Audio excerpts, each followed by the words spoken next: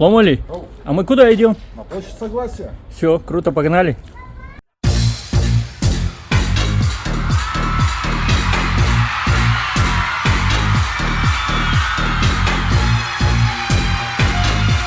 Погода в Нальчике крайне переменчива, то жарко, то ветрено, но это не помешало мне приехать сюда на одну из главных достопримечательностей этого города. Это площадь Согласия. Как видите, жизнь бьет здесь ключом.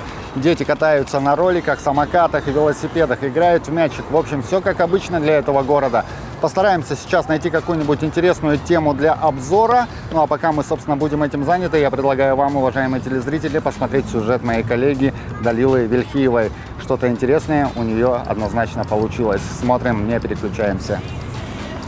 Добрый день, уважаемые телезрители! Сегодня у нас есть уникальная возможность поговорить с нашим талантливым дизайнером Беллой Арабхановой. Так, Белла, может быть, сначала поговорим? Ой, простите, привычка. Ничего, пойдем.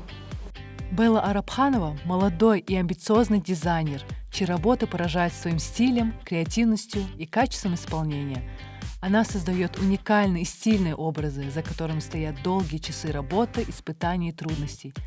Белла, имея опыт работы в индустрии моды, решила поделиться своими знаниями и навыками через преподавание курсов кроки и шитья. Скажи мне, какой вообще стиль одежды тебе нравится? Вообще, на что ты упираешься, когда ты создаешь какие-то свои образы? Каждый раз, когда я выбираю одежду для себя, я отталкиваюсь от того, какое у меня настроение, какая погода за окном и так далее. Но если речь идет о создании одежды, то я чаще обращаюсь к классике, наверное. Это женственность, мягкость, утонченность, в общем, феминность во всем, что я делаю. А у тебя, например, как-то отличаются образы, те, которые ты создаешь и которые ты носишь?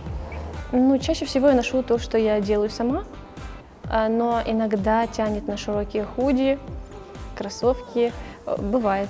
Не часто, но бывает. Есть некоторые трудности в том, чтобы найти, например, подходящие материалы, ткани, фурнитура. У нас с этим большая беда.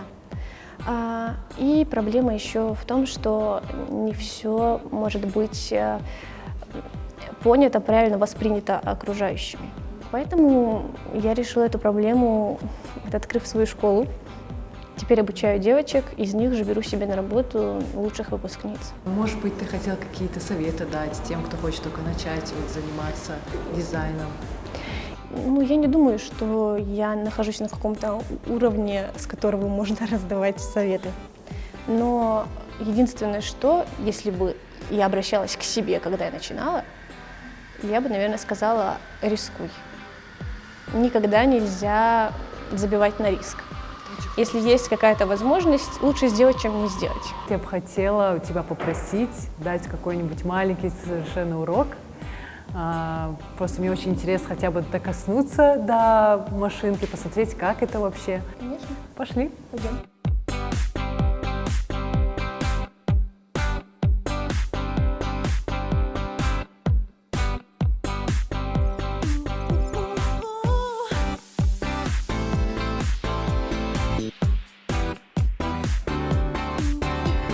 Белла, спасибо тебе за этот небольшой мастер-класс. А этот платочек я отнесу как трофей в наш молодежный формат. Вам спасибо, что пришли.